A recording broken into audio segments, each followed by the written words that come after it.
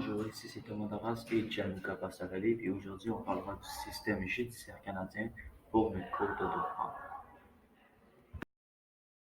Alors, pour commencer, on parlera des tribunaux judiciaires canadiens, la Cour suprême, la Cour fédérale du Canada et la Cour canadienne de l'impôt.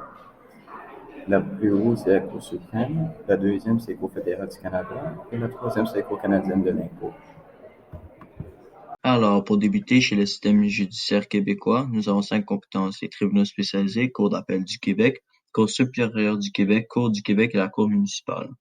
Par la suite, chez les tribunaux spécialisés, nous avons 3 compétences: le droit de la personne, le droit de profession et pour finale, le droit du travail.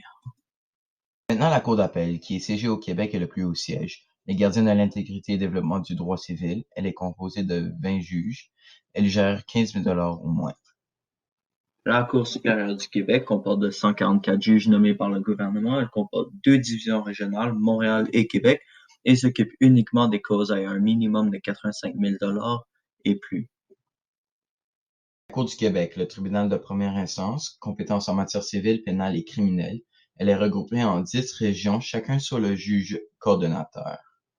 La Cour municipale, la décision se porte sur le code de sécurité et au Québec, elle représente 86 cours municipales. Pour l'organisation des tribunaux canadiens et québécois, le système juridique est hiérarchique, donc la Cour suprême se situe au sommet et à la base se trouvent les cours provinciales. Chaque province établit sa propre hiérarchie juridique et partage la tâche entre les différents tribunaux. La première instance est la phase d'une procédure au cours de laquelle un litige est examiné pour la première fois par un juge. La dernière instance, c'est le cas où la décision rendue n'est pas susceptible d'appel.